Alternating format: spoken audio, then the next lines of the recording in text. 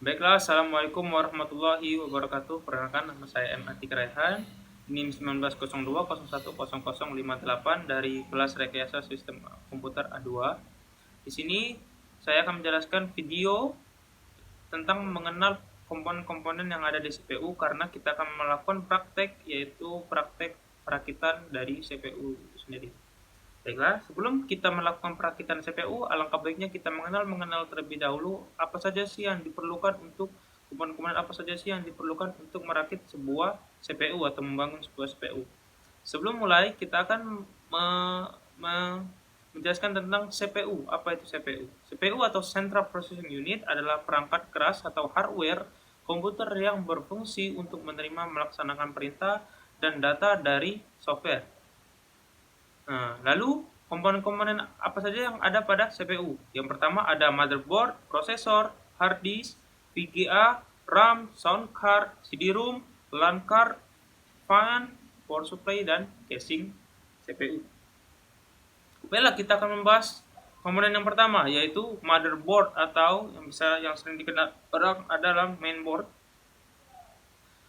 Motherboard atau papan induk adalah papan sirkuit tempat berbagai komponen elektronik saling terhubung dan berupa PCB dan memiliki chip BIOS, program penggerak, jalur-jalur dan konektor sebagai penghubung diakses masing-masing perangkat. Motherboard sendiri berfungsi untuk menghubungkan setiap komponen-komponen tersebut agar dapat berkomunikasi satu dengan yang lainnya atau menghubungkan antara satu perangkat keras dengan satu perangkat keras yang lainnya. Bagian-bagian pada motherboard bisa kita lihat di gambar yang ini. Ada banyak, ada PS2 port, PS2 USB port, Ethernet port, serial port. Di sini kita akan bahas satu-satu port-port yang ada di dalam bagian motherboard. Yang pertama ada soket prosesor. Soket prosesor adalah tempat komponen di motherboard di mana prosesor dipasang. Setiap papan sirkuit utama komputer memiliki jenis soketnya tersendiri, yang menyebabkan hanya jenis prosesor tertentu yang bisa diletakkan pada soket prosesor tertentu. Lalu ada slot NOR bridge. NOR bridge merupakan sebutan bagi komponen utama yang mengutus lalu lintas data dan prosesor dengan sistem memori dan saluran utama motherboard. Lalu setelah NOR bridge ada sound bridge-nya. Sound bridge adalah komponen pembantu NOR bridge yang menghubungkan NOR bridge dengan komponen atau peripheral lainnya. Lalu kemudian ada slot memori atau slot RAM yang biasa kita kenal, digunakan untuk memasang memori utama komputer. Jenis slot memori juga berbeda-beda tergantung sistem yang digunakan. Lalu ada slot AGP dan slot PCI. Slot AGP merupakan slot khusus untuk memasang kartu VGA. Generasi sebelumnya adalah slot PCI Express. Lalu slot PCI adalah merupakan slot umum yang biasa digunakan untuk memasang kartu atau card dengan kecepatan di bawah slot AGP dan PCI Express. Lalu ada PCI Express X116. Lalu ada slot PCI Express X16. Merupakan slot khusus yang dipasangi kartu VGA generasi terbaru. Lalu ada slot PCI Express X1. Merupakan slot yang memasang peripheral atau kartu atau card lainnya selain kartu VGA.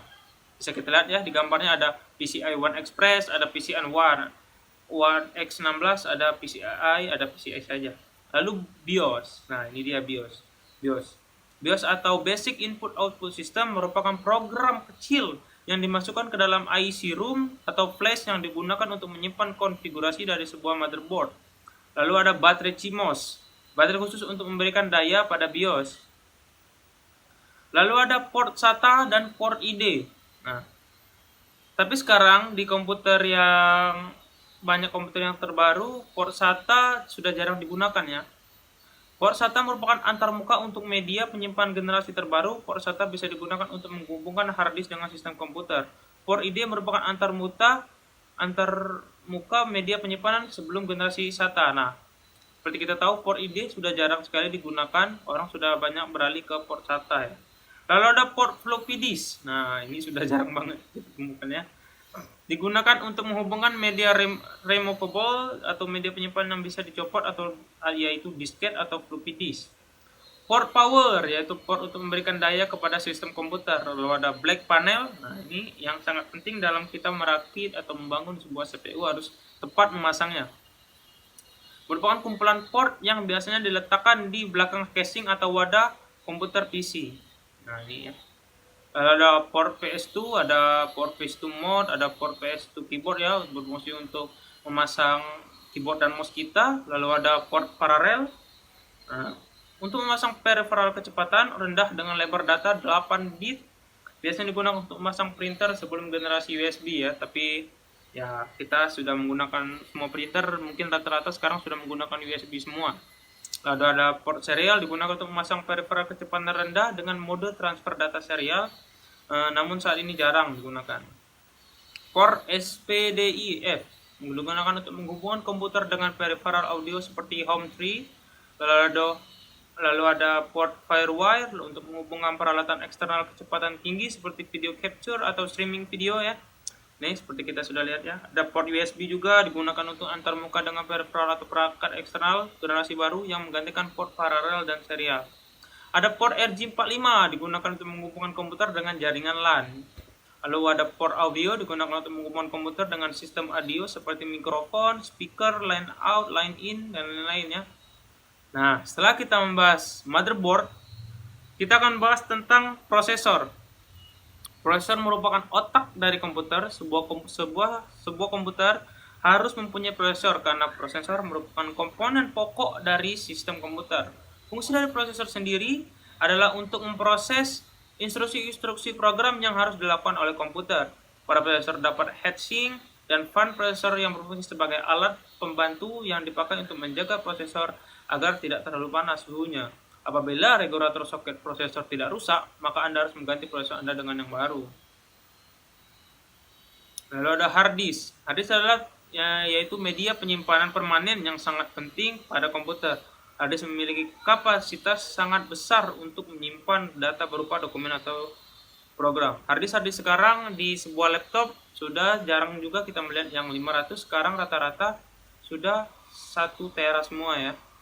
Lalu ada random access memory atau yang biasa kita kenal RAM, berfungsi untuk menyimpan berbagai data dan instruksi komputer dengan berbeda dengan tape magnetic atau disk yang mengakses data secara berurutan. Isi daya RAM dapat diakses secara random atau tidak mengacu pada pengaturan letak data. Data di RAM bersifat hanya sementara. Dengan kata lain, data yang tersimpan akan hilang jika komputer dimatikan. Lalu ada VGA. Kebanyakan dari VGA adalah Video Graphic Accelerator yang berfungsi mengelola data grafik untuk ditampilkan pada layar monitor. VGA juga memiliki prosesor yang disebut Graphic Processing Unit dan membutuhkan memori tentunya. Lalu ada sound card. Sound card adalah alat yang berfungsi untuk mengeluarkan suara pada speaker dengan menggunakan kabel dan jack konektor atau penerjemah output komputer ke speaker. Lalu ada CD-ROM. CD-ROM adalah sebuah cakram dari jenis cakram optik ya, optical disk yang dapat menyimpan data. Ukuran data yang disimpan saat ini bisa mencapai 700 MB atau 700 juta bita. Nah, CD-ROM bersifat baca saja, hanya dapat dibaca dan tidak dapat ditulis. Untuk dapat membaca isi CD-ROM, alat utama yang diperlukan adalah kandar CD. Perkembangan CD-ROM terkini memungkinkan CD dapat ditulis berulang kali, rewrite, yang lebih dikenal dengan nama CD-RW. Nah, lalu ada port LAN card yang tadi kita bahas. Ini adalah LAN cardnya. LAN card adalah sebuah kartu yang berfungsi sebagai jembatan dari komputer ke sebuah jaringan komputer. Jenis NIC yang beredar terbagi menjadi 2 jenis, yaitu NIC yang bersifat fisik dan NIC yang bersifat logis. Contohnya adalah NIC yang bersifat fisik adalah NIC Ethernet, token ring, dan lain-lainnya. Sementara NIC yang bersifat logis adalah loopback adapter dan dial-up adapter. Disebut juga sebagai network adapter. Setiap jenis NIC diberi nomor alamat dan disebut sebagai MAC address yang dapat bersifat statis atau dapat diubah oleh penggunanya.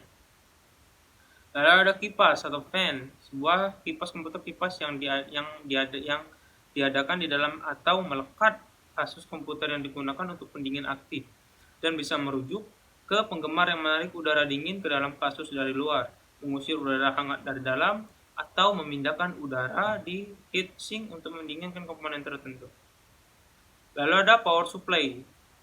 Power supply adalah sebuah unit catu daya PSU mengkonversi listrik AC ke tegangan rendah daya DC.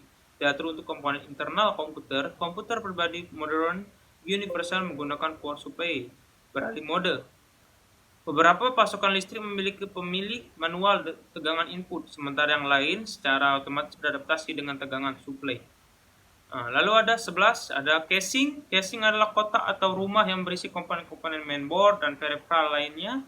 Wadah ini digunakan sebagai tempat melindungi mainboard dan perangkat keras lainnya dari benturan-benturan yang bisa mengakibatkan kerusakan pada komputer. Baiklah, setelah kita membahas tentang komponen-komponen, kita baru akan merakit komputernya. Baiklah, mungkin hanya seperti itu materi yang bisa saya sampaikan mengenai komponen-komponen yang ada di CPU ya. Lalu ya, sebelum kita merakit kita harus mengenal dulu CPU-nya. Mungkin seperti itu saja. Saya Matik Rehan, mohon maaf tidak ada salah dan terbata-bata. Pada Tuhan saya mohon ampun. Wabillahi taufiq wal hidayah. Assalamualaikum warahmatullahi wabarakatuh.